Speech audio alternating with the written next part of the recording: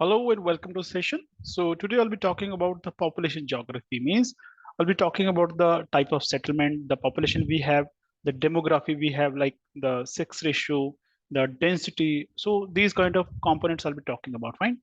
और एग्जाम के लिए इंपॉर्टेंट है यस, यहाँ से अक्सर क्वेश्चन आते हैं क्योंकि यहाँ पे हम बात करेंगे सेंसस की, जो कि इंपॉर्टेंट है हमारे लिए। उसके अलावा कुछ ऐसी बातें जैसे अर्बनाइजेशन है, अर्बन एरिया किसे कहते हैं, रूरल एरिया किसे कहते हैं, है ना। हमारे यहाँ जो अर्बन एरियाज है कौन कौन से हैं, पॉपुलर एरिया कौन कौन से बड़े अर्बन एरियाज है, तो ऐसे क्वेश्चन आ जाते हैं। और ये ज्यादातर किससे लिंक्ड है, जो आपका सेंसस है। आप सुनते होंगे सेंसस के बारे में, हर 10 साल बाद होता है। अभी जो अब पढ़ते हैं, अभी हम वो पढ़ते हैं 2011 का सेंसस। अभी 2021 का होना चाहिए था, बट अभी हमारा नहीं हुआ, इसीलिए अभी हम जो 2011 का डेटा है उस पर रिलाई कर रहे हैं। राइट, चलिए लेट्स गेट स्टार्टेड। और सबसे पहले हम बात करेंगे सेटलमेंट्स की। जो सेटलमेंट्स हैं कितनी तरह की होती हैं, होंगी बहुत तरह की। एग्जाम के लिए हम सिंपल से दो बातें करते हैं। एक होती है जो रूरल एरिया में, यानी कि गांव वाली पिंडाली, तो दूसरी शहराली यानी कि अर्बन सेटलमेंट, है ना। तो ये गांव की सेटलमेंट ऐसी है और शहरों की कुछ ऐसी आपको नजर आती है। फर्क है, बहुत ज्यादा फर्क है। बट हम ज्योग्राफी पढ़ेंगे, एग्जाम के लिए पढ़ेंगे, तो हम कुछ ऐसी बात करेंगे कि जो रूरल सेटलमेंट इंडिया में वो कितनी तरह की हो सकती है। रूरल सेटलमेंट आप कहेंगे होती है क्लस्टर्ड। क्लस्टर्ड मतलब यहाँ पे ये जो बसा हुआ है, शहर है, गांव है, जो भी है ना। जैसे हम रूरल की बात करें, इस गांव की बात करें, यहाँ पे क्या बहुत भीड़ नजर आ रही है, क्लस्टर नजर आ रहा है आपको। न्यूक्लिएटेड बोलते हैं इसको। राइट। एक है सेमी क्लस्टर्ड। सेमी क्लस्टर्ड यानी कि यहाँ पे कंजेशन कम है, बीच में गैप है, कुछ यहाँ पे बने हुए कुछ यहाँ पे बने हुए है, ग्रुप है, डेंसिटी है इनकी ज्यादा, बट थोड़ी दूर दूर है।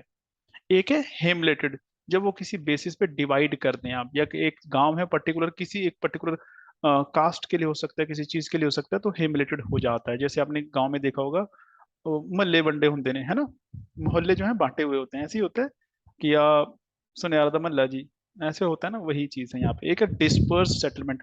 डिस्पर्स्ड ये कहाँ पे होगी, ये मेनली माउंटेन पे होगी, ठीक है, पहाड़ी इलाके में होगी। और डिस्पर्स की जो घर हैं वो कैसे हैं, बिखरे हुए हैं सारे तरफ, डिस्पर्स हैं, एक जगह पे नहीं है। तो आप देखें पहाड़ी एरिया पे ऐसे ही मिलते हैं। तो जो ये सेटलमेंट है इसको बोलते हैं डिस्पर्स सेटलमेंट। तो चार तरह की हम बात करें, clustered, semi clustered, hamleted and dispersed. Right. अब ऐसी क्यों है, अलग अलग क्यों है, तो कोई फैक्टर है जो इसको अफेक्ट करते हैं? यस। इसका कारण क्या है, ये तीन चीजें या जो पांच चीजें लिखी हुई हैं, तो मेन तो तीन चार ही हैं, सारी तो हम कह नहीं सकते, बट ये है कि लिंक है इनका आपस में। जैसे वाटर सप्लाई, पानी एक ऐसा इंपॉर्टेंट कंपोनेंट है, जहाँ पे पानी होगा वहां पे सेटलमेंट ज्यादा होंगे, वहां पे लोग अपना घर बनाना पसंद करेंगे, क्योंकि एग्रीकल्चर के लिए क्या चाहिए, पानी चाहिए। अगर पानी नहीं है तो एग्रीकल्चर नहीं होगा। तो मान लीजिए आपने देखा कई बार, एक बड़ा सा तालाब होता है, झील होती है, तो घर कहाँ होंगे, उसके आजू बाजू ही होंगे। राइट, एक सर्कुलर सी सेटलमेंट बन के सामने आ जाती है। अगर कोई नदी जा रही है तो घर कहाँ होंगे, इसके साथ साथ ही घर होंगे, है ना, दूर कम होंगे लोगों के, ऐसा हो सकता है, खेत होंगे, जैसा भी है। फिर एक डिपेंड करता है जमीन कैसी है वहां की। राइट। जमीन है, अगर फर्टाइल है, उपजाऊ जमीन है, तो घर ज्यादा होंगे, सेटलमेंट ज्यादा होगी, बड़ी होगी, लोग ज्यादा रहेंगे। और अगर फर्टाइल नहीं है, उपजाऊ नहीं है, तो डेंसिटी कम हो जाएगी। एक है अपलैंड, कि वो रिलीफ कैसा है, यानी कि वो प्लेन एरिया है, पहाड़ी एरिया है। तो दोनों में फर्क होगा, यहाँ पे लोगों की भीड़ ज्यादा होगी, यहाँ पे रिलेटिवली कम होगी भीड़। तो ये भी इफेक्ट करता है। फिर बिल्डिंग मटेरियल, जहाँ पे घर बनाना है लोगों ने, जहाँ पे रहना, जाके वहां पे कुछ अवेलेबल भी है। मान लीजिए डेजर्ट है, रेगिस्तान है राजस्थान का, वहां पे तो कुछ है ही नहीं बनाने के लिए, तो वहां पे पॉपुलेशन भी कम है, वहां पे लाइफ जो है सस्टेन करना बहुत मुश्किल है ना। फिर डिफेंस, डिफेंस की उनकी सुरक्षा, अगर वहां पे उनकी सिक्योरिटी नहीं है तो वहां नहीं रहेंगी। और ये कई जगह पे फैक्टर काम कर जाते हैं। जैसे अगर यहाँ पे माउंटेन है और यहाँ पे हवाएं चलती हैं तेज, तो लोग कहाँ रहेंगे, यहाँ पे रहेंगे, ना कि इस पहाड़ी के ऊपर रहेंगे। तो ये फर्क पड़ जाता है उस चीज से कि कहाँ पे लोकेटेड है, और उसकी इंपॉर्टेंस उसी के अकॉर्डिंग हो जाती है। तो कितनी तरह की हैं, अगर पैटर्न देखें कि जो रूरल सेटलमेंट हैं उनके पैटर्न अलग अलग निकलते हैं, कैसे शेप के अकॉर्डिंग, उनकी शेप अलग अलग है। तो जैसे ये लीनियर है, अब जैसे कोई नदी जा रही, सड़क जा रही, तो उसके किनारे पे ये घर बने हुए हैं, तो पूरे जो गांव बस गया वो उसके किनारे किनारे बस गया। तो ये क्या है, एक लीनियर, एक लाइन है बेसिकली। अगर सड़क कुछ, एक सड़क इधर से जा रही है, उसको ऐसे क्रॉस करे, क्रिस क्रॉस है, तो जो शेप बन गई इधर से भी, इधर से भी, इधर से भी, तो ये क्रिस क्रॉस पैटर्न बोला जाता है। और अगर कहीं पे चौराहा है और वहां पे बहुत सारी सड़कें निकल रही है, किधर को निकल जाती है, किधर को निकल जाती है, ऐसा देखा गया है, गांव में ऐसा होता है अक्सर। तो ये क्या, एक स्टार की तरह इसकी शेप बन गई, तो स्टार लाइक पैटर्न हो गया। अगर एक बड़ी सड़क जा रही है, मेन हाईवे, और वहां से छोटी सड़क निकल रही है, तो यहाँ पे घर बने हुए थे, यहाँ पे बने हुए थे, यहाँ पे बनने स्टार्ट हो गए, तो ये क्या हो गया, ये टी शेप बन गया। सो टी शेप हो गया। अगर कोई बड़ी सी पॉन्ड है, कोई बड़ी सी झील है, उसके किनारे घर बसे हुए हैं, है ना, तो ये क्या हो गया, एक सर्कुलर पैटर्न हो गया। डबल पैटर्न जब यहाँ पे भी है, सिमिलर टू, आप कह लीजिए जो आपका क्रॉस शेप है, सिमिलर टू वैसा है, तो ये डबल पैटर्न है, ऊपर भी आ रहा है और नीचे भी आ रहा है। तो उस तरह से, यानी कि शेप के अकॉर्डिंग, तो ये जो पैटर्न किसके बेसिस पे है, ये है उसकी शेप के अकॉर्डिंग, राइट। बस ये फर्क हम कह सकते हैं यहाँ पे। दूसरी आती है अर्बन सेटलमेंट्स। अब अर्बन सेटलमेंट्स यानी कि शहरी जो सेटलमेंट्स हैं वो क्या है। मुश्किल से या मुद्दा मेन यहाँ पे ये है कि आप किसे अर्बन एरिया कहते हैं। What is an urban area. अब ये क्या बन गया, क्वेश्चन बन गया कि अर्बन एरिया की डेफिनेशन दीजिए, या कैसे आप बताएंगे कि ये रूरल है, यानी कि ग्रामीण इलाका, गांव वाला इलाका, और ये शहरी इलाका है। देखिए सिंपल सा है, ये याद रखिएगा एग्जाम के लिए। एक, दो और तीन, ये चीजें हैं जो देखी जाती हैं। सबसे पहला होता है पॉपुलेशन। पॉपुलेशन में दो चीजें हैं कि वहां की पॉपुलेशन कितनी। अगर पॉपुलेशन किसी एरिया की 5,000 या उससे ज्यादा है, 5,000 लोग रहते हैं या उससे ज्यादा रहते हैं। और दूसरा, जो वहां की डेंसिटी है, डेंसिटी ऑफ पॉपुलेशन, डेंसिटी कौन सी, पॉपुलेशन की, पॉपुलेशन डेंसिटी जो है वो कितनी है, 400 पर्सन पर स्क्वायर किलोमीटर। क्या मतलब होता है इसका, इसका मतलब ये है कि अगर आप 1 किलोमीटर का एरिया ले, 1 किलोमीटर इधर को है और 1 किलोमीटर इधर को है, तो इसका एरिया कितना हो गया, 1/1, 1 स्क्वायर किलोमीटर। इस एरिया में 400 लोग रहते हों। अगर मैं बात करूं चंडीगढ़ की, तो चंडीगढ़ में करीब करीब 9 से 10 हजार लोग 1 किलोमीटर में रहते हैं जी, है ना। अगर अब मैं बात करूं पंजाब एज ए स्टेट, तो 300-400 लोग रहते हैं यहाँ पे, है ना। पर यहाँ पे ऐसी बात नहीं होती, यहाँ पे एक एक सिटी की बात हो रही थी, एक रूरल एरिया या अर्बन एरिया की बात हो रही है, एक पर्टिकुलर एक छोटे से कस्बे की, किसी भी सेटलमेंट की बात हो रही है। तो दो चीजें हमने देखनी है, ये याद रखना है आपको, क्योंकि एग्जाम में से क्वेश्चन आ जाते हैं कि अर्बन एरिया किसे कहते हैं, उसकी डेफिनेशन बताइए, कौन कौन सी कंडीशन है जिससे आप आइडिया लगा सकते हैं कि अर्बन एरिया है या नहीं है। तीसरी चीज ये है कि जो वहां के लोग हों, कितने, 75% जो वहाँ की पॉपुलेशन है वो खेती ना करती हो, खेती के अलावा कुछ काम करते हैं, नॉन एग्रीकल्चर। क्योंकि अगर 75% लोग खेती करते हैं तो वो गांव हो गया। पॉपुलेशन वहाँ की 5,000 से कम है तो गांव हो गया, 400 से कम डेंसिटी है तो वो गांव हो गया। उसके अलावा वहां पे म्यूनिसिपैलिटी होनी चाहिए या कैंटोनमेंट बोर्ड होना चाहिए, जिसको आप कैंट बोलते हैं, जैसे अंबाला कैंट, फिरोजपुर कैंट, तो कैंट होना चाहिए, या एनएसी, नोटिफाइड एरिया काउंसिल या कमेटी होनी चाहिए। जैसे आपने सुना एनएसी मनी माजरा, वो क्या है, नोटिफाइड एरिया, उसको नोटिफाई किया गया है। ये क्या है कि अगर मान लीजिए ये कंडीशन पूरी नहीं होती, तो सरकार क्या करती है, किसी भी एरिया को, कि वहाँ की पॉपुलेशन 5,000 नहीं है, वहाँ की पॉपुलेशन 3,000 है, और वहाँ की जो डेंसिटी है वो तो 100 पर्सन पर स्क्वायर किलोमीटर है, उसको कर सकती है। यस, किस बेसिस पे, अगर उसको लगता है कि यहाँ की जो इकोनॉमिक इम्पोर्टेंस है, कुछ खास बात है इसमें, जैसे मान लीजिए यहाँ पे एक बहुत बड़ी फैक्ट्री लगी हुई है, और उसमें जो लोग काम करते हैं करीब 2,000 लोग वहीं पे काम करते हैं, अब खेती लोग यहाँ पे नहीं करते हैं।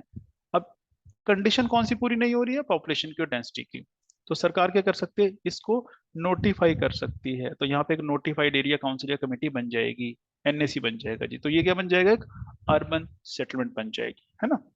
अब अर्बन सेटलमेंट को हम कैसे डिवाइड कर सकते हैं, बहुत तरीके हैं। एक ये है कि जो उसके काम के हिसाब से, कि वो शहर करता क्या है उसके हिसाब से आप बांट सकते हैं। एक वो कब बना था उसके हिसाब से बांट सकते हैं। एक वो आज कैसा है, यानी कि साइज कितना बड़ा है। तो जैसे बात करें काम के हिसाब से, एक वो है जो कुछ एडमिनिस्ट्रेटिव फंक्शन परफॉर्म करते हैं, जैसे दिल्ली है, क्या करती है दिल्ली, दिल्ली एडमिनिस्ट्रेशन चलाती है। चंडीगढ़ क्या एडमिनिस्ट्रेशन है यहाँ पे, तो दिस इज एडमिनिस्ट्रेटिव टाउन। कुछ शहर या कुछ टाउन किस लिए मशहूर है, सिर्फ वहाँ की इंडस्ट्री की वजह से। जैसे आप कह लीजिए टाटा नगर जो है ना, किस चीज के लिए फेमस है, इंडस्ट्री के लिए। मोहन नगर किस चीज के लिए फेमस है, इंडस्ट्री के लिए। खेती के लिए तो नहीं है, किसी कल्चर के लिए तो नहीं है, किसी मेले के लिए तो नहीं है ना। तो जो इस चीज के लिए है, आप कह सकते हैं कि वो क्या हो गए आपके right, commercial town, right right. उसी तरह से होते हैं कल्चर टाउन, जो कल्चर के लिए फेमस, जैसे हरिद्वार है किस चीज के लिए, रिलीजन के लिए, कल्चर के लिए फेमस। मथुरा किस चीज, कल्चर है भाई यहाँ का। ठीक है, एक होते कैंटोनमेंट जिनको आप कहते हैं cantt, Ambala cantt, Meerut cantt, Dagshai cantt, Firozpur cantt, Pathankot cantt. ये बेसिकली कौन से होते हैं, जो मिलिट्री के बेस होते हैं, छावनी जिसको बोल देते हैं। तो यहाँ पे करते क्या है, कुछ नहीं है, मिलिट्री बैठी है, उसके लिए शहर बन गया पूरा, इतने बड़ा बेस बन गया कि वो पूरे एक शहर का रूप ले लिया उसने। तो अलग अलग काम है इन सबके, तो उस काम के बेसिस पे, फंक्शन के बेसिस पे इनको डिवाइड कर देते हैं। एक है उनके एवोल्यूशन की, वो बने कब, यानी कि पुराने हैं नए हैं। जैसे एंशियंट टाउन, जो सदियां हो गई जिनको बने हुए, जैसे आपने सुना होगा बनारस, बनारस कब का है, करीब 2000 साल पुराना है, उससे भी ज्यादा ही है। उज्जैन उससे भी पुराना है ना। तो ये जो टाउन है वो है एंशियंट टाउन्स। मिडिवल टाउन, जो जो मिडिवल इंडिया वाला पीरियड हम पढ़ते हैं कि मुगल दिल्ली सल्तनत वाला, वो वाला, कि जैसे आगरा, आगरा कब बना, मिडिवल टाइम में बना। तो आगरा क्या हो गया, मिडिवल टाउन हो गया। मॉडर्न टाउन जो अब बने हैं यहाँ के, जैसे चंडीगढ़ है, क्या है, मॉडर्न टाउन है ना, पहले थोड़ी था चंडीगढ़। गुड़गांव का कौन सा मॉडर्न टाउन है, पहले थोड़ी था। बैंगलोर मॉडर्न टाउन है ना, कि अंग्रेजों ने चंडीगढ़ बसा दिया, ऐसा तो है ही नहीं। तो मॉडर्न टाइम है जो अब बसे हैं। ठीक है, उसके अलावा कैलकाटा भी मॉडर्न में यहाँ डाल देंगे, बिल्कुल डाल देंगे। कैलकाटा पहले गांव था, कोलिकाता, गोविंदपुर, है ना। तो उन गांवों का मिलके कैलकाटा बना, तो वो मॉडर्न उसको कह सकते हैं। एक है किसके हिसाब से, ये साइज है बेसिकली, साइज क्या, पॉपुलेशन। जैसे एक टाउन है, 5000 पॉपुलेशन है, या 5000 या 5200 ले लीजिए, 5200 पॉपुलेशन, तो ये क्या है, एक छोटा सा कस्बा है, अभी शहर नहीं बना है, इसकी पॉपुलेशन 1 लाख हो जाती है। तो ये क्या बन गया, एक शहर कहलाता है, इसको कहते हैं सिटी। कन्वर्बेशन, जब ये बड़ा होना स्टार्ट हो जाए, जब ये फैलना स्टार्ट हो जाए चारों तरफ को, इसकी पॉपुलेशन बढ़नी स्टार्ट हो जाए, तो उसको कहते हैं कन्वर्बेशन। जब इसकी पॉपुलेशन 10 लाख क्रॉस कर जाए, तो ये हो गया मिलियन प्लस। मिलियन का मतलब ही 10 लाख होता है। जब इसकी पॉपुलेशन 10 मिलियन से भी ज्यादा हो जाए, यानी कि 1 करोड़ से ज्यादा हो जाए, 1 करोड़ या उससे ऊपर हो जाए, तो इसको हम कहते हैं मेगापोलिस या मेगा सिटी। Mega city. अब इसका मतलब क्या है, कि बड़े शहर इंडिया के। और ऐसे आज की डेट में 6 बड़े शहर हैं, सातवें की तैयारी है। 6 कौन से हैं, दिल्ली आपको पता होगा, मुंबई आपको पता होगा, चेन्नई पता होगा, और कोलकाता, ये आपको पता है, हैदराबाद और बेंगलोर। तो 4 और 2 6 हो गए। सातवां अहमदाबाद जो है वो बनने वाला है, गुजरात में है अहमदाबाद, राइट। चलिए, और एक हम क्या करते हैं, हम जो टाउन्स हैं, अब इनको भी डिवाइड करते हैं किस बेस पे, जो आपने सुना क्लास 1 क्लास 2, जो टाइप है, तो उस बेसिस पे हमने क्लास बना दी उसकी। जैसे class 1 city, class 2 city, class 3 city, class 4 city, class 5 और क्लास 6 जो है, ये अर्बन क्लासिफिकेशन है टाउन की। अब ये है क्या, अगर मान लीजिए वहां की पॉपुलेशन, कोई शहर उसकी पॉपुलेशन 1 लाख या उससे ज्यादा है, तो वो क्लास 1 सिटी कहलाएगा। अगर 50,000 है पर 1 लाख से कम है, तो क्लास 2 है। इसी तरह से 50,000 से कम, 20,000 या 50,000 से कम, तो वो है क्लास 3 है। क्लास 4 अगर 20,000 से कम है पर 10,000 से ज्यादा है, और 5 से 10 के बीच में है, तो वो क्लास 5 है। अगर 5,000 से कम है, वो क्लास 6 है। अब देख लीजिए, पर यहाँ पे जो सबसे ज्यादा पॉपुलेशन है वो कहाँ पर है, यहाँ पे जो सबसे ज्यादा पॉपुलेशन है 60%, वो क्लास 1 सिटी में रहती है। ये चीजें ध्यान रखने वाली हैं, एग्जाम में ऐसे क्वेश्चन आ जाते हैं, तो आपको पता होना चाहिए कि अगर एग्जाम में क्वेश्चन आता है कि जो क्लासिफिकेशन है टाउन्स की, कि छोटे टाउन है, बड़े टाउन है, तो टाउन के हिसाब से देखें तो सबसे ज्यादा पॉपुलेशन अर्बन एरिया की, शहरों की, कौन से शहरों में रहती है, कौन से बड़े, कौन से क्लास के टाउन में रहती है। तो क्लास 1 जो टाउन है उसमें सबसे ज्यादा पॉपुलेशन आपको नजर आ रही है। और कितने हैं ऐसे, 468 है। ये है 2011 के सेंसस के अकॉर्डिंग। आज बढ़ चुके होंगे। सो अभी हम इतने ध्यान रखेंगे, जब सेंसस आ जाएगा 2021 का, तब हम इसको चेंज कर लेंगे। अगर अभी नहीं आता तो जब भी आएगा तब आप इसको चेंज कर लीजिएगा, राइट। अब यहाँ पे सिटीज की पॉपुलेशन ज्यादा नजर आ रही है, ये इन तीनों में, बट यहाँ पे जो परसेंटेज है पॉपुलेशन की वो कम है, तो इसलिए बस इसको ध्यान रख लीजिए कि 468 सिटी हैं इंडिया के, जिसमें इंडिया की जितनी अर्बन पॉपुलेशन है उसका 60% रहती है ना, अजीब बात। तो इसका मतलब कितनी भीड़ होगी इन शहरों में, ऐसा कह सकते हैं। अब यहाँ से एक सोचने वाली बात है कि इंडिया में टोटल टाउन कितने हैं, तो आप ऐसे कह सकते हो, जो इंडिया में टोटल टाउन है, रफली रफली आप कहेंगे, रफली बात करेंगे 5,000 आप कह सकते हैं। इंडिया में टोटल 5,000 टाउन्स हैं, इतने शहर हैं जिनको हम कह सकते हैं। अब उसमें से सिर्फ इसको रफली बोल दीजिए 500। तो जो आपकी आधी से ज्यादा पॉपुलेशन है वो सिर्फ 500 शहरों में रहती है, और बाकी 4500 शहर, वहां पे कितनी पॉपुलेशन रहती है? इसमें रहती है 60%, इसमें रहती है 40%। अब एक आइडिया लगाइए कि जो अर्बन पॉपुलेशन सारी कहाँ रहती है? 500 शहरों में, और 4.5 में सिर्फ 40%, यानी कि यहाँ पे भीड़ कितनी होगी? तभी आपको शहरों में भीड़ नजर आती है। और रीजन क्या है वहां होने का? क्योंकि वहां पे फैसिलिटी है ना। चलिए, अब ये क्या, ये कुछ बातें हैं जो आपको पता होनी चाहिए पेपर के हिसाब से। जैसे इन सिटीज में जो 468 सिटीज बोली हमने, जो 53 सिटीज हैं वो क्या है? वो मेट्रो सिटीज हैं। मींस इनकी पॉपुलेशन जो है 10 लाख के करीब होने वाली है, जिसमें से 6 कौन सी है? मेगा सिटी, मैंने आपको पहले ही बता दिया है, राइट। और जो सबसे बड़ी है वो है ग्रेटर मुंबई, उसके अलावा दिल्ली है, कलकत्ता है, चेन्नई है, बेंगलोर और हैदराबाद। यही मैंने नाम बताए थे आपको, तो ये नाम आपको पता होने चाहिए। अब ये मैप क्या डिपिक्ट कर रहा है? मैप डिपिक्ट करता है वो शहर जहां की पॉपुलेशन 10 लाख से ज्यादा है, मिलियन प्लस सिटीज। जो पहले थे वो 2001 में, ये देख लीजिए, और ये है 2011 के। इसमें फर्क नजर आ रहा होगा, यहाँ पे करीब करीब 35 हुआ करते थे, और 2011 में आके वो मिलियन प्लस सिटीज 53 हो गए। अब जब आएगा तो डाटा हो सकता है ये 70-80 ना हो जाए। तो ऐसा है, इसको ध्यान रखिएगा कि मिलियन प्लस सिटीज कौन से होते हैं। अब आपको सोचने की जरूरत नहीं, जहाँ की पॉपुलेशन मिलियन से ज्यादा, मिलियन मीन्स 10 लाख से ज्यादा हो, उसको कहते हैं। तो 2001 में हमारे पास ऐसे शहर सिर्फ और सिर्फ 35 थे। अब ये देखो ना, इंडिया की कितनी बड़ी पॉपुलेशन है, नहीं? 121 करोड़ तो 10 साल पहले थी, आज की डेट में हो सकता है 140 करोड़ हो गई होगी। और उसमें से 121 करोड़ के ले लीजिए, तो कितने शहर हैं बस बड़े? सिर्फ और सिर्फ 53 शहर बस। तो मतलब इंडिया रहता कहाँ भाई? इंडिया गांव में रहता है एक्चुअल में, राइट। चलिए, और ये मिलियन प्लस सिटीज की जो लिस्ट है यहाँ पे कुछ मेजर मेजर की दी हुई है, तो ये ध्यान रख लीजिएगा, ऐसे सवाल आ जाते हैं भाई। नाम दे दिया आपको और पूछ ले, बताइए कौन सी इनमें से मिलियन प्लस सिटी है। वो चाहे इस मैप पे पढ़ लीजिएगा या यहाँ पे देख लीजिएगा। यहाँ पे इसलिए डाल दिया कि अगर 4 शहरों के नाम आ जाए और वो कहीं पॉपुलेशन के हिसाब से, कि जिसकी सबसे ज्यादा पॉपुलेशन को पहले, जिसकी सबसे कम उसके बाद में, इस ऑर्डर में लगाइए, तो सवाल आ सकते हैं। आपको पता होना चाहिए कि सबसे ज्यादा पॉपुलेशन जो मुंबई की है, उसके बाद दिल्ली है, फिर बेंगलोर है, फिर हैदराबाद है, फिर अहमदाबाद है, उसके बाद चेन्नई है, फिर कलकत्ता है, फिर सूरत है, फिर पुणे है, फिर जयपुर है, फिर लखनऊ है, कानपुर, नागपुर, इंदौर, थाने। तो टॉप 15 जो है ऐसे, राइट। चलिए, अब एक सवाल उठता है कि जो अर्बन एरियाज हैं इनकी कोई प्रॉब्लम्स हैं? बिल्कुल हैं। वो क्या है? देखो, 3 तरह से हम प्रॉब्लम बात करते हैं, या ऐसे कह लीजिए जो शहर हैं उनकी कोई प्रॉब्लम्स हैं। एक वो प्रॉब्लम होती है जो इकोनॉमिक प्रॉब्लम्स होती है, पैसे की प्रॉब्लम या उससे जुड़ी हुई प्रॉब्लम है। एक प्रॉब्लम है सोसाइटी की प्रॉब्लम, वहाँ के कल्चर में प्रॉब्लम हो सकती है। एक है वहाँ के एनवायरमेंट की प्रॉब्लम, वातावरण खराब हो रहा है, पोल्यूशन बढ़ रहा है। तो 3 तरह की प्रॉब्लम है, वो कौन कौन सी वो देख लीजिए। सबसे पहला, अर्बन स्प्रॉल, कि शहर जो है फैल रहा है चारों तरफ को। आप देख लीजिए चंडीगढ़ को ही देख लीजिए, चंडीगढ़ के चारों तरफ क्या हो रहा है? कंस्ट्रक्शन चल रही है। उधर जीरकपुर डेवलप हो गया, उसे उधर पंचकुला डेवलप हो गया, इधर मोहाली डेवलप होता जा रहा है, उससे आगे खरड़ की तरफ फैल रहा है। कोई लिमिट नहीं है, वो फैल रहा है। कोई प्लानिंग नहीं है प्रॉपर, बस फैल रहा है। तो this is called urban sprawl. दूसरी समस्या क्या है? भीड़ देख लो यहाँ पे कितनी है ना। आपको ऐसी हर जगह नजर आ जाए, लुधियाना चले जाइए, पटियाला चले जाइए, आप अमृतसर चले जाइए, उसके अलावा छोड़िए, आप दिल्ली में चले जाइए, उसके अलावा आप चले मेरठ चले जाइए, उसके अलावा यमुनानगर कहीं भी चले जाइए, ये भीड़ वाला, ये क्या है? मतलब ओवर हो रहा है। एक तो था ना क्राउड होना, यहाँ तक ओवर क्राउडिंग हो रही है, पैर रखने को जगह नहीं होती।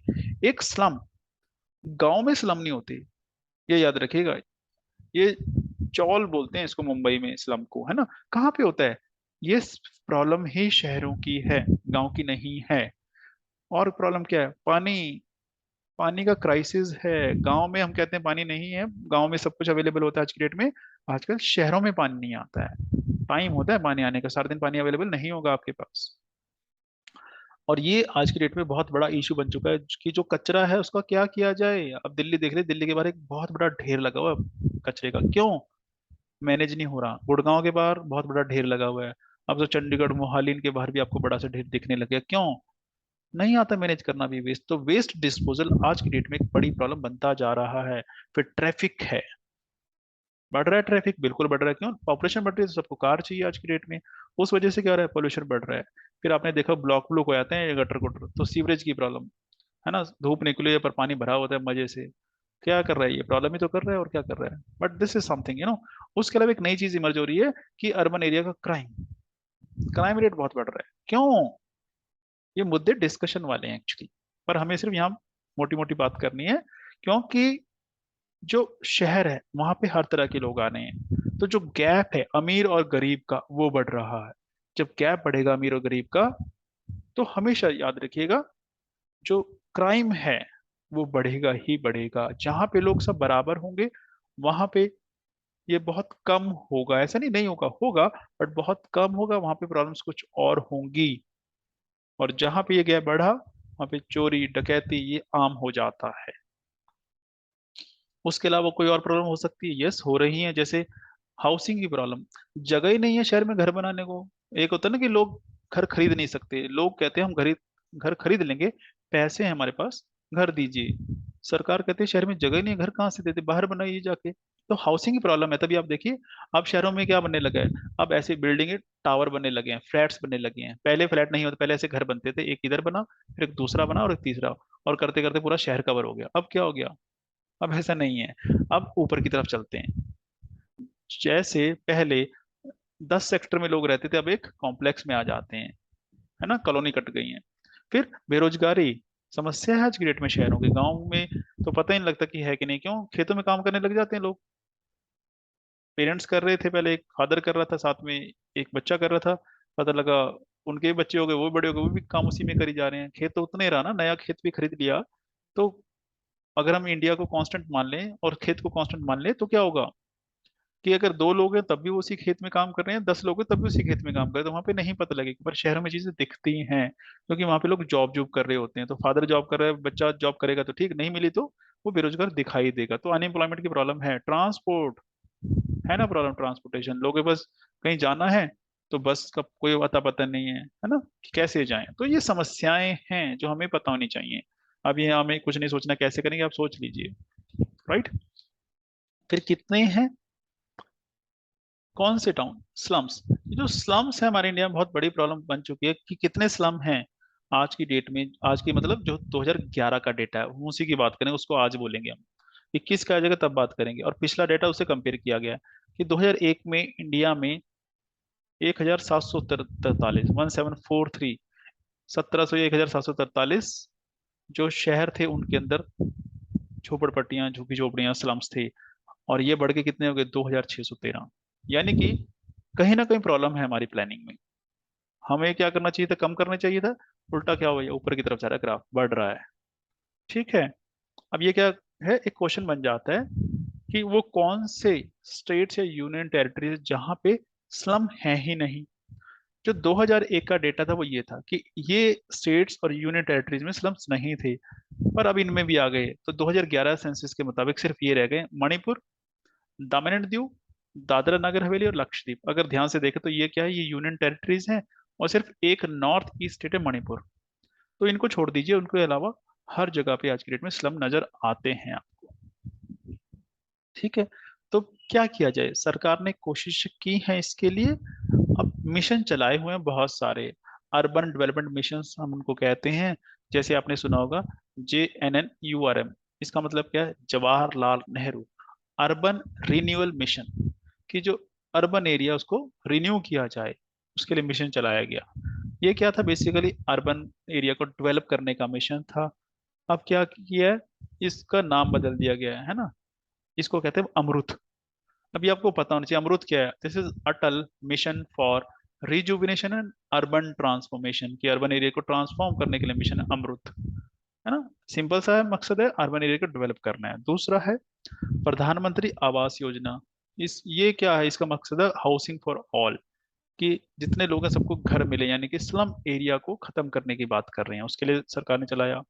अब तो चला दिया स्मार्ट सिटी। स्मार्ट सिटी क्या है? ई गवर्नेंस करेंगे कंप्यूटर से, यानी कि जो इंफॉर्मेशन कम्युनिकेशन टेक्नोलॉजी, जिसको ICT बोला जाता है, उसके थ्रू सब कुछ स्मार्ट करने वाले हैं हम। और वही कोशिश की जा रही है। किसी को राशन कार्ड चाहिए, ऑनलाइन अप्लाई कर दे भाई, और उसको घर पे डिलीवर हो जाएगा, आने की जरूरत नहीं है। कुछ और सर्टिफिकेट इशू करवाने, ऑनलाइन अप्लाई कर दीजिए, वो स्मार्ट सिटी है ना। जैसे ट्रैफिक सिस्टम है, ऑनलाइन कैमरे लगे हैं, चेक हो जाते हैं, पुलिस वाले को जरूरत नहीं खड़े होने की। फिर स्वच्छ भारत मिशन, ये क्या है, क्लीन करने के लिए सिटी को, है ना, बहुत गंदे हमारे सिटीज हैं तो उसके लिए हमने मिशन चलाना पड़ा।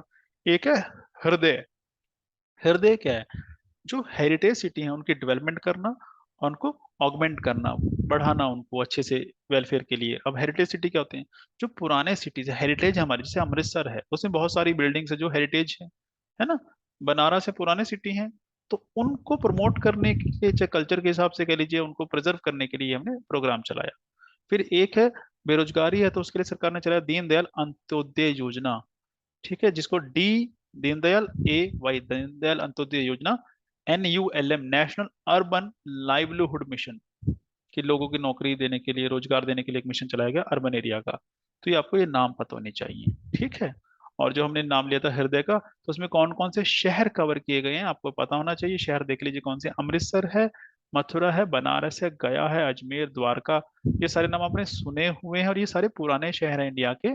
पुरी है, वरंगल है, बदामी, अमरावती, कांचीपुरम, वेलंकन्नी, तो ये शहर इसमें कवर किए गए हैं, राइट।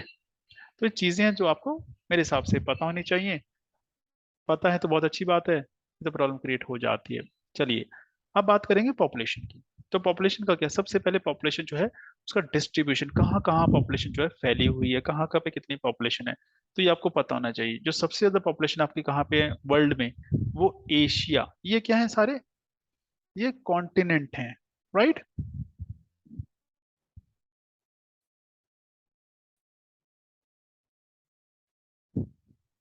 सो एशिया क्या है, सबसे बड़ा कॉन्टिनेंट है अगर देखा जाए। और यहाँ पे जो पॉपुलेशन है वो कितनी है, जितनी पूरी दुनिया की पॉपुलेशन है उसका रफली आप कह दिए 59.6 मीन्स रफली 60% पॉपुलेशन पूरी दुनिया की कहाँ रहती है, एशिया में।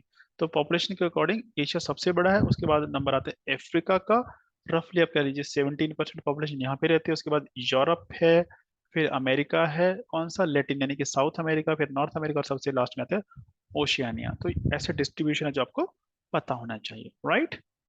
यहाँ से अगर आप चाहें, अगर आपको लगता है तो ये भी देख लीजिएगा, यहाँ पे this is given the density कितनी है, एरिया कितना है, पॉपुलेशन, पॉपुलेशन के अकॉर्डिंग, एरिया के अकॉर्डिंग और डेंसिटी के अकॉर्डिंग उनको क्या करेंगे, ऑर्डर में लगा देंगे। इंडिया की बात करें तो यहाँ पे आप चाहें तो सारे सिटी के, स्टेट के नाम देख सकते हैं, बट यहाँ पे मैंने मेजर मेजर लिए हैं जो मेन है, कि इंडिया में मोस्ट पॉपुलस स्टेट कौन से हैं। जैसे उत्तर प्रदेश सबसे बड़ा है, उसके बाद महाराष्ट्र आता है, फिर बिहार आता है, फिर बंगाल आता है, और फिर आंध्र प्रदेश आता है ना। तो ऐसे आपको याद होना चाहिए कि सबसे बड़ा पॉपुलेशन के हिसाब से कौन सा है, उत्तर प्रदेश, फिर महाराष्ट्र, ऐसे याद रख लीजिए। और सबसे कम पॉपुलेशन कहाँ पे है, तो सबसे कम है लक्षद्वीप की, उसके बाद दमन दीव की है, फिर दादरा नगर उससे ज्यादा है, सिक्किम की, उसके बाद चंडीगढ़ है। तो अब यहाँ से क्वेश्चन बन सकता है कि इंडिया में कौन सी स्टेट है जिसकी पॉपुलेशन सबसे कम है। तो आपको क्या लगेगा, लक्षद्वीप, नो, ये है यूनियन टेरिटरी। स्टेट यहाँ पे ये भी स्टेट नहीं है, ये भी यूटी और ये भी यूटी है, तो इनमें सिक्किम है। तो इसका मतलब क्या बन गया हमारा आंसर, कि सिक्किम है जिसकी लीस्ट पॉपुलेशन है। लीस्ट पॉपुलेटेड स्टेट जो है वो आपका सिक्किम आ जाता है। कितनी पॉपुलेशन है, रफली 5 लाख है, ऐसे रफली 6 लाख है, सॉरी, जो 0.05% है, यानी कि आधा परसेंट भी नहीं है ना, ऐसे कह सकते हैं। फिर अगर बात करें जो पॉपुलेशन है वो चेंज कैसे होती रहती है, बढ़ रही है, तो किस वजह से बढ़ रही है। तीन चीजें, पहला कि वहां पे बर्थ कितने हो रहे हैं, डेथ कितने हो रहे हैं, तो इसका जो डिफरेंस होगा इससे फर्क पड़ेगा। तीसरा, लोग कितने वहां पे आ रहे हैं और वहां से कितने जा रहे हैं, माइग्रेशन। तो बर्थ जो है, इसकी डेफिनेशन, किसकी, बर्थ रेट की एक डेफिनेशन होती है, आपको पता होना चाहिए बर्थ रेट क्या है। कि सीबीआर की डेफिनेशन है कि number of live births in year per thousand population, कि अगर कहीं की करोड़ पॉपुलेशन है उसको भूल जाइए, कि हर 1,000 पॉपुलेशन के पीछे कितने लाइव बर्थ हुए। लाइव बर्थ में मान लीजिए 200, 1,000 के ऊपर टोटल कितने, उसको डिवाइड कर देंगे 1,000 के अकॉर्डिंग, है ना, 1,000 के अकॉर्डिंग क्लासीफाई कर देंगे, तो उसका बर्थ रेट उतना ही हो जाएगा कि 1,000 की पॉपुलेशन पे कितना जो है बर्थ हो रहे हैं। और उसी तरह से है डेथ रेट, कि 1,000 पॉपुलेशन के पीछे कितनी डेथ्स हो रही हैं, तो ये हो गया डेथ रेट। माइग्रेशन, ये दो तरह का होता है, एक होता है इमिग्रेशन, एक होता है माइग्रेशन, यानी कि यहाँ से कोई बाहर जा रहा है वो हो रहा है इमिग्रेट कर रहा है, इमाइग्रेट। और अगर कोई यहाँ पे आ रहा है वो इमिग्रेशन कहते हैं उसको। यानी कि जब वो कहते हैं ना कनाडा का इमिग्रेशन, यानी कि जो कनाडा जा रहा है, यानी कि वहां पे वो कहेगा यहाँ पे इमिग्रेंट हैं ये, है ना। अगर अब यहाँ से जा रहे हैं तो आप हो गए इमाइग्रेंट्स, ये ध्यान रखना है आपको। तो अगर इंडिया की पॉपुलेशन देखूं उसमें क्या क्या चेंजेस आई हैं, क्या फर्क पड़ा है, तो अब देखिए यहाँ पे एक वेरिएशन ये कब से, 1901 में इतनी पॉपुलेशन थी, फिर उसके बाद उसमें देखा गया कितनी ग्रोथ हो रही है, कितनी बढ़ रही है, कितने परसेंटेज, ये कितने परसेंट बढ़ रही है 1911 में, 21 में, 31, यानी कि हर 10 साल का, कब तक, 2011 तक का है। अब इसमें एक चीज एनालाइज कीजिए, यहाँ पे माइनस में है, नेगेटिव है, उसके अलावा कहीं भी माइनस में नहीं है।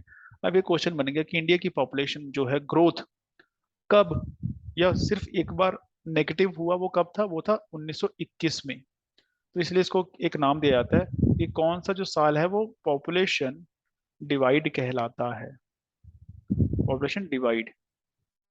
तो ये है 1921, ठीक है। उसके अलावा देखिए यहाँ से जो ग्रोथ रेट है वो बढ़ रही है लगातार, अगर आप देखें तो जैसे यहाँ पे एक है, 1.3 हो गया, 1.25 है, फिर 1.9 है, फिर 2.2, फिर 2.20 है, फिर 2.14। अब यहाँ से क्या है, या इधर से देख लीजिए, दिस इज डेकेडल, है ना, वो ये पर एनम है। तो यहाँ से देखिए 14, फिर 13, 21, 24, 24, 23, 21, 17, कि यहाँ तक जो है किस पे, जो 1900, सॉरी, नॉट 21, 81, 1981, यहाँ पे जो ग्रोथ रेट है सबसे ज्यादा है, जितने भी ये लिखे हैं, 5, 0, 11, 14, 13, इसमें से, और उसके बाद कम होता जा रहा है। यानी कि अब इसको ऐसे स्टेटमेंट को समझेंगे कि 1981 जो था हमारा ईयर, ये था जब सबसे ज्यादा पॉपुलेशन की बढ़ोतरी हुई, ग्रोथ हुई, इसलिए इसको कहते हैं, कौन सा साल है ये पॉपुलेशन एक्सप्लोजन का ईयर है। कि पॉपुलेशन एक्सप्लोजन कब हुआ इंडिया में, 1981 में, कि पॉपुलेशन बहुत ज्यादा बढ़ी, राइट। और उसके बाद क्या है, उसके बाद पॉपुलेशन तो बढ़ रही है पर स्पीड कम हो गई, जैसे 24 के बाद 23 हो गया, 21 हो गया, और 17। तो अभी जो ग्रोथ रेट है वो आपका 17.64%। और ये ग्रोथ रेट कितने साल का है, ये 10 साल की ग्रोथ हम देख रहे हैं, एक साल की नहीं है, एक साल की उसके आगे लिखी हुई है जी। तो यहाँ पे जो है, ये है कि जो पॉपुलेशन है उसमें जो फर्क आता है, उसकी ट्रांजिशन थ्योरी दी हुई है, या कह लीजिए पॉपुलेशन जो डबल हो रही है कितने टाइम में हो रही है। तो यहाँ पे देखिए 1901 से 1921 का जो पीरियड है, 21 से 51 का पीरियड है, 51 से 81, और उसके बाद, तो 4 स्टेज में इसको डिवाइड किया गया, first stage, second stage, third stage और फोर्थ स्टेज। अब एक चीज देखिए, जो लाइन है ये रिप्रेजेंट कर रही है क्या, बर्थ रेट को, ऊपर वाली। इसका मतलब क्या, पहले बर्थ रेट बराबर रही, फिर अचानक से बर्थ रेट बहुत कम हो गई, अब कम होकर अब उतनी ही रह गई है। सेम केस है डेथ के साथ, कि डेथ रेट पहले ज्यादा थी, उसके बाद डेथ रेट कम हुई, जब कम हो गई अब उससे ज्यादा कम नहीं हो रही है। ऑब्वियस है, जितने बंदे मर रहे हैं तो उतने ही मरेंगे ना, ये थोड़ी बंदे मरने ही बंद हो जाएंगे, ऐसा तो पॉसिबल नहीं है, कुछ तो मरेंगे ही मरेंगे। तो दोनों का जो फर्क है कि कितने लोग पैदा हो रहे हैं, बर्थ, माइनस कितने लोग मर रहे हैं, वो आपके पास क्या आ गया, वो जो नेट है वो है इंक्रीज, कि जितने पैदा हो रहे हैं, जितने मर रहे हैं, तो जो बीच के बच गए वो है जो नए बढ़ रहे हैं। तो यहाँ पे देखिए, जब बर्थ भी ज्यादा था और डेथ भी ज्यादा थी, तो पॉपुलेशन कम ऐड हो रही है। अब यहाँ पे क्या हुआ, इस सेकंड स्टेज में हमने मेडिकल फैसिलिटी इंप्रूव कर ली और डेथ कम हो गई, तो बर्थ तो उतना ही रहा, बच्चे तो उतने पैदा होते रहे, पर आपने मौत को मात दे दी। तो क्या हुआ, अब जो पॉपुलेशन है वो अचानक से बढ़ी, ये ग्रेजुअली यहाँ पे क्या हुआ, पॉपुलेशन एक्सप्लोजन आपको दिख रहा है, ये वाला जो पीरियड है, ये वो है जब सबसे ज्यादा पॉपुलेशन बढ़ रही है। अब क्या हुआ, अब लोग पढ़ लिख गए, एजुकेटेड हो गए, अब मेडिकल फैसिलिटीज ने बच्चों की जो डेथ रेट था या बड़ों का डेथ रेट वो कम कर दिया, अब इसके नीचे नहीं जाएगा ये, है ना। पर अब क्या हो गया, एजुकेशन के बाद जो बर्थ है वो भी कम होने शुरू हो गई, आबादी इस वजह से अब क्या हो गया, ग्रेजुअली कम होनी स्टार्ट हो गई। अब बर्थ रेट एक लिमिट पे आ गया और डेथ रेट भी तो अब उतना ही है। अब क्या हो सकता है, जैसे यूरोपियन कंट्रीज में, फॉरेन कंट्रीज में क्या ये इतना कम हो चुका है कि इसके बराबर आ चुका है, तो वहां पे पॉपुलेशन बढ़ ही नहीं रही है, कि जितना बर्थ है उतना ही डेथ है। जब जितने बर्थ है उतने डेथ है तो क्या होगी, पॉपुलेशन बढ़ेगी नहीं, उतनी ही रहेगी। और कई जगह ऐसा हो रहा है पॉपुलेशन की डेथ तो हो रही है पर बर्थ खत्म हो गए हैं, बर्थ होते नहीं वहां पे या कम होते हैं। कि अगर वहां पे 10 मरते हैं, 10 लोग की डेथ होती है, तो कितने पैदा होते हैं, 5 पैदा होते हैं। तो ये तो उल्टा हो गया ना, तो कितना हो गया, 5 माइनस में चला गया, कम हो रहे हैं। तो नेगेटिव ग्रोथ है, जापान का यही हाल है, यूरोप में बहुत सारे कंट्रीज का ऐसे ही हाल है। ये रशिया ने अभी तो ये अनाउंस कर दिया कि जिसके ज्यादा बच्चे होंगे उसको अवार्ड देंगे, अगर आपने अखबार पढ़ी हो, ये भी लेटेस्ट चल रहा है ऐसा।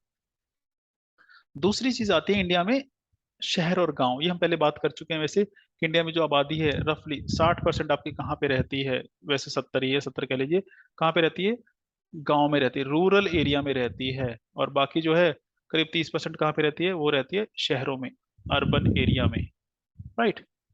पर ये जो अर्बन एरिया है, अब इसकी रैंकिंग है, बस यही है कि कितने परसेंट पॉपुलेशन कहाँ पे रहती है, या सबसे परसेंटेज के हिसाब से देखें कौन से यूनियन टेरिटरीज या स्टेट है जहाँ पे अर्बन पॉपुलेशन ज्यादा है। तो यहाँ पे देख लीजिएगा कि सबसे ऊपर दिल्ली है, फिर चंडीगढ़ है, लक्षद्वीप है, ऐसे नाम आ रहे हैं।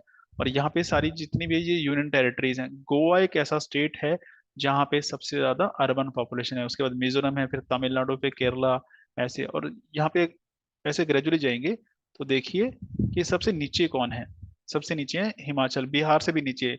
इसका मतलब हिमाचल जो है सबसे कम अर्बनाइज्ड है, यानी कि वहां पे शहर कम है और गांव ज्यादा है, तो उसकी जो परसेंटेज है वो सबसे कम है। ऐसे ये सवाल बन जाता है, राइट। चलिए आगे चलते हैं। उसके बाद आता है एज स्ट्रक्चर, कि जो इंडिया की आबादी है उसका अलग अलग एज होता है। एक एज होता है ये कि जो लोग हैं 15 से ऊपर है और 60 साल से कम है। और एक पॉपुलेशन है 60 साल से ऊपर वाली, ये कौन है, ये रिटायर्ड है बिल्कुल। जो 15 से नीचे वाले तो बच्चे हैं, वो भी काम नहीं करेंगे। तो जो वर्किंग पॉपुलेशन है वो ये है आपकी। और अगर ये ज्यादा है तो इसका मतलब आपके पास वर्किंग पॉपुलेशन ज्यादा है। और हमारा ऐसा ही है कुछ। फिर क्या है, एज और सेक्स पिरामिड। इसका मतलब क्या है कि जो शेप दिख रही है आपको, शेप क्या होती है, ये पिरामिड की शेप है। तो हम चाहते हैं कि यहाँ पे जो पिंक है और ब्लू है, दोनों अलग अलग परसेंटेज शो कर रहे हैं अलग अलग एज वाले लोगों की, कि ये पिंक फीमेल है और ये मेल वाले लोगों की है। तो यहाँ पे जो लिखी हुई है एज लिखी हुई है, और यहाँ पे जो लिखी हुई है उसकी परसेंटेज लिखी हुई है। कि जैसे ये लिखा है 5 से 9, तो 5 से 9 साल के मेल और फीमेल कितने हैं, कितने परसेंटेज, 4.4% है। अब देखिए जैसे जैसे उम्र बढ़ रही है ऊपर, तो उनकी जो पॉपुलेशन है परसेंटेज वो कम होती जा रही है। यहाँ पे जो है यानी कि आप ले लीजिए 70 ईयर्स, तो 70 ईयर्स में ये है 0.8% लोग हैं। तो इसकी जो शेप बनेगी, ये ग्राफ है बेसिकली, कुछ और नहीं, तो ग्राफ पे ये शेप बन जाती है।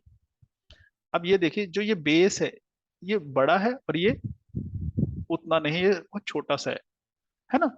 बेस यानी कि ये वाली पॉपुलेशन ज्यादा है, ये किसकी पॉपुलेशन है, ये 15 साल से कम वालों की पॉपुलेशन है, 15 से 19 से कम की पॉपुलेशन। इसका मतलब जो चिल्ड्रन हैं इस पॉपुलेशन में वो ज्यादा हैं।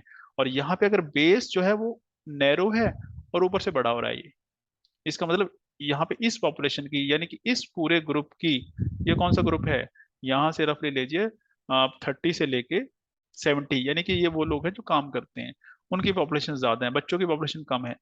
तो ये जापान है और ये इंडिया। यहाँ ऐसे ही है, वहाँ पे बड़े लोगों की यानी कि बुढ़ापे में जमाने की पॉपुलेशन ज्यादा है और बच्चे कम है। इसका मतलब आने वाली जो पीढ़ी है वहाँ पे क्या होने वाला है, आने वाली पीढ़ी में नए बच्चे कम होंगे और बूढ़े ज्यादा होंगे। तो ये समझना होता है। अब ये इंडिया को दिखाया गया कि हम इंडिया आज के डेट में ऐसा है, यानी कि बच्चे बहुत ज्यादा हैं, क्योंकि ये देखिए बहुत ज्यादा टेपर में है ये स्टीप है बहुत ज्यादा। तो बच्चे बहुत ज्यादा हैं और ये पॉपुलेशन बहुत कम है। अब यहाँ क्या हो गया, हम चाहते हैं कि 1970 में ऐसी थी और 2017 में हम इस तरह से अचीव कर रहे हैं कि हम बराबर लाने की कोशिश कर रहे हैं, ये कम हो गया। और अगले सालों में 2057 तक हमारा टारगेट क्या है कि बिल्कुल ही बराबर है, फ्लैट कर दें इसको, कि बच्चे भी उतने ही हों जितने जवान हों और बूढ़े थोड़े से कम हों। तो हम ये चाहते हैं। तो टारगेट कुछ ऐसे है हमारा कि जो पिरामिड है एज का, वो आज की डेट में ऐसा है, फ्लैट है अभी भी नीचे से, इसको हम प्लेन करना चाहते हैं टावर की तरह, राइट।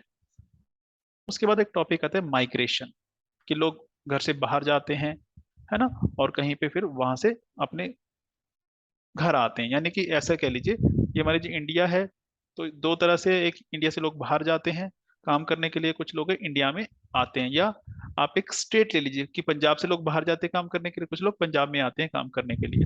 तो दोनों अलग अलग चीज हैं, है ना। एक माइग्रेशन और एक इमिग्रेशन है, ऐसा ही है। अब इसके क्या कारण है और उसका क्या रिजल्ट है, ये हम बात करने वाले ये। ठीक है। अब दो तरह से पहले कारण की बात करेंगे। देखो माइग्रेशन जो है, एक है पुश फैक्टर जो आपको मजबूर करती है जाने के लिए आपके घर से, एक है पुल फैक्टर, ये वो फैक्टर है जब आपकी कोई मजबूरी नहीं है पर आपको वो चकाचौंध जो है, पुल फैक्टर जब आपको खींचते हैं कि आइए, जैसे लोग कनाडा जाते हैं यहाँ से, क्यों यहाँ से जाने के लिए मजबूर थोड़ी है वो, उनको कनाडा खींचता है कि भाई नज़ारे बहुत है वहां पे, तो सब कुछ बहुत बढ़िया है।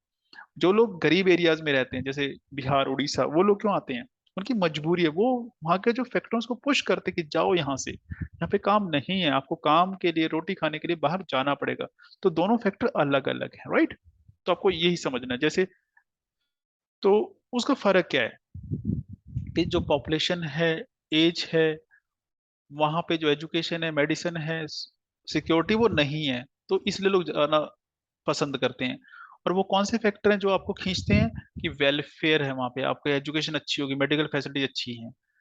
एक होता है इकोनॉमिक रीजन, हो सकते हैं कि नौकरी नहीं है तो आप मजबूरी में, या रेट बहुत कम है, जो वेज है दिहाड़ी मिलती है बहुत कम मिलती है, गरीबी बहुत ज्यादा है, स्टैंडर्ड बहुत लो है, तभी लोग जाने को मजबूर हो जाते हैं। एक है कि आप किसी कंट्री जाना चाहते हैं, क्यों, वहाँ पे डिमांड बहुत है, वहाँ पे जो पैसे मिलते हैं बहुत ज्यादा मिलते हैं, फायदा बहुत है वहाँ जाके, स्टैंडर्ड बहुत अच्छा हो जाएगा। जैसे हम बात करते हैं अमेरिका जाना है, क्यों जाना है अमेरिका, मैक्सिको, कनाडा, कहाँ जाना है, आही और है भाई, है ना।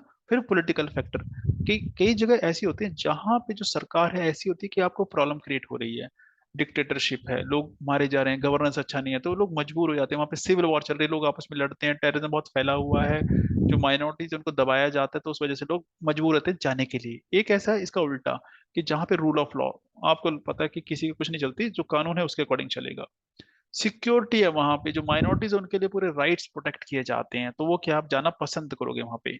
एक हो सकता है इकोलॉजिकल, वातावरण की, ऐसी जगह जहाँ पे इकोलॉजी इतनी खराब है कि वो रेगिस्तान बन गया एरिया, पानी खत्म हो गया, तो वो क्या है, किसी ने कुछ नहीं कहा, सब आपसे प्यार करते हैं, पैसा भी है, सब कुछ है, पर पानी नहीं है। ठीक है। वहां पे पानी की शॉर्टेज हो गई, जमीन अच्छी नहीं है, एनवायरनमेंट अच्छा नहीं है, पॉल्यूशन बहुत हो गया, तो आप क्या करोगे, मजबूर हो वहां से जाने में। और एक जगह ऐसी है जो आपको अट्रैक्ट करती है, जैसे बहुत क्लीन एनवायरनमेंट है, प्योर पानी मिलता है, फ्रेश वाटर अवेलेबिलिटी बहुत ज्यादा है, क्लीन एयर है, अवेलेबिलिटी हर जगह, ग्रीन ग्रास है, गार्डन्स हैं, फॉरेस्ट एरिया है, तो आप जाना पसंद करोगे। तो ये रीजन है कि कोई माइग्रेट क्यों करता है। ठीक है। कितने तरह के हैं, एक है इंट्रानेशनल, कि जब लोग अपने देश के अंदर ही माइग्रेट करते हैं, यानी कि एक एरिया से दूसरे एरिया। एक है इंटरनेशनल, जब आप अपने कंट्री से दूर जाते हैं। जो देश के अंदर है वो दो तरह से, एक रीजनल और एक सेक्टोरल। रीजन का मतलब एक एरिया से दूसरे एरिया, या उस एरिया के अंदर ही, जैसे पंजाब में और पंजाब से बाहर। एक है कि आप एक स्टेट से दूसरी स्टेट जा रहे हैं, और एक स्टेट के अंदर ही एक डिस्ट्रिक्ट से दूसरे डिस्ट्रिक्ट जा रहे हैं। एक है सेक्टर वाइज, सेक्टर मतलब आप R to U, यानी कि रूरल से अर्बन, यानी कि गांव से शहर की ओर जा रहे हैं, जाते हैं लोग, बिल्कुल जाते हैं। एक है अर्बन से रूरल, यानी कि लोग शहर से गांव चले जाते हैं, कब, रिटायरमेंट के बाद, कि गांव में बहुत सब कुछ क्लीन होता है, अच्छा खाना मिल सकता है, शहरों में गंदगी बहुत है, खाने के लिए कुछ बढ़िया नहीं, तो वो शिफ्ट हो जाते हैं रूरल एरिया की तरफ। एक होता है R to R, यानी कि गांव से गांव की ओर। ऐसे कैसे होता है, होता है गांव से गांव की ओर कौन जाता है, इसका सबसे बड़ा रीजन है मैरिज। गर्ल्स की मैरिज होती है, और ज्यादा इंडिया जो रहता है गांव में रहता है, तो वो शादी के बाद कहाँ जाती हैं, शहर नहीं जाती हैं, गाँव में ही जाती हैं, शहरों में बहुत कम जाती हैं। तो सबसे बड़ा जो माइग्रेशन इंडिया में, वो R to R होता है। और कुछ लोग हैं अर्बन से अर्बन, यानी कि छोटे शहर से बड़े शहर की तरफ जाते हैं। तो इतनी तरह की माइग्रेशन इंडिया में होती है। जो है बाहर की माइग्रेशन, वो ऐसे एक है जो आजादी से पहले होती थी। आजादी से पहले दो कारण थे, एक था भी मजदूर, अंग्रेज पकड़ पकड़ के ले गए, चलो हमारे खेतों में काम करना बाहर। दूसरा, आप किसी चीज के लिए बाहर जा रहे थे, काम के लिए जा रहे थे, मूवमेंट चल रहे थे। आजादी के बाद अब क्या हो गया, अब दो तरह से, या तो इंटेलिजेंट लोग हैं, उनको अपॉर्चुनिटी नजर आती है, ब्रेन है उनके पास, वो भाग जाते हैं, या कि भाई बाहर जाके हम फल तोड़ेंगे, फूल तोड़ेंगे, खेतों में काम करेंगे, लेबर की जरूरत है, चलिए। तो दो तरह से आज की डेट में बाहर जा रहे हैं लोग, यही है। जैसे गल्फ कंट्री है, क्यों है, लेबर ही जा रही है सारी, और क्या जा रहा है, सऊदी में, कुवैत में, या आपने सुना होगा, राइट।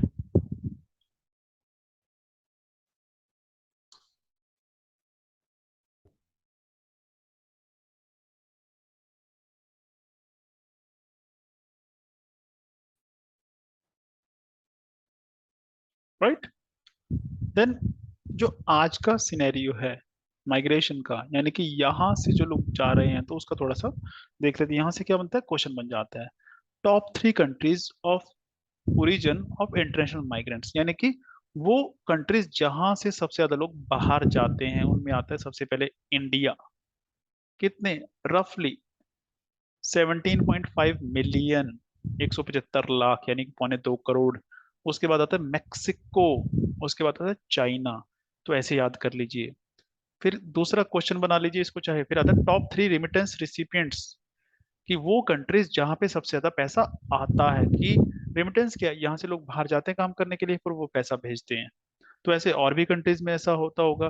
तो वो कंट्रीज जहाँ सबसे ज्यादा पैसा आता है, सबसे ज्यादा रिमिटेंस आती है, तो उसमें सबसे पहले नंबर पे आता है इंडिया। कितना, रफली 78.6 बिलियन डॉलर। कितने होते हैं जी, ऐसे याद रखिए, $1 बिलियन जो है, ठीक है, कितना होता है रफली, डॉलर 1 बिलियन, ये रफली होता है 8,000 करोड़ का आज की डेट में। रफली इतना है, 8,000 करोड़। अब ये कितना है, इसको 80 से मल्टीप्लाई कर लीजिएगा, आपके पास आंसर आ जाएगा, राइट। यानी कि 6.5 लाख करोड़ हो गए, रफली ऐसा हो गया। उसके बाद आता है दूसरा नंबर चाइना का, कितना, 67.4। तीसरा आता है मेक्सिको का, है ना। अब एक आता है कि वो कंट्री जहां से वो पैसा जाता है, तो सबसे पहले नंबर पे आता है यूएसए।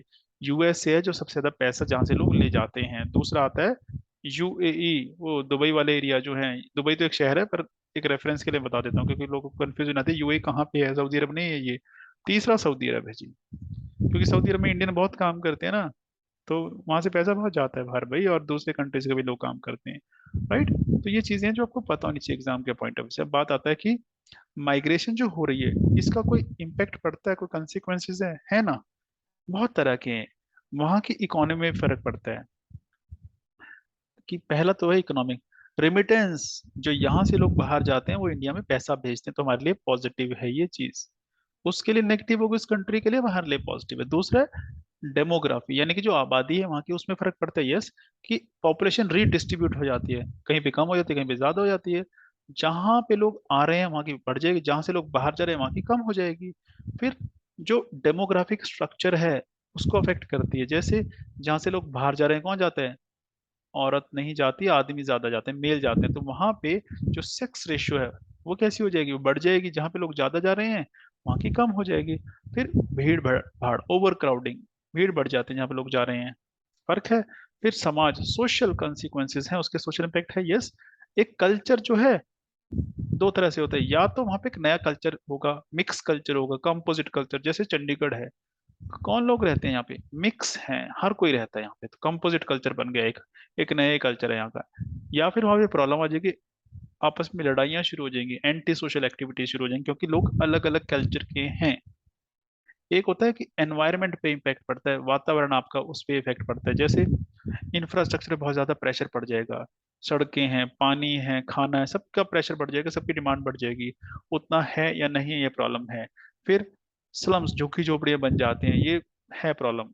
पोल्यूशन की प्रॉब्लम है, सॉलिड वेस्ट को डिस्पोज करने की प्रॉब्लम है।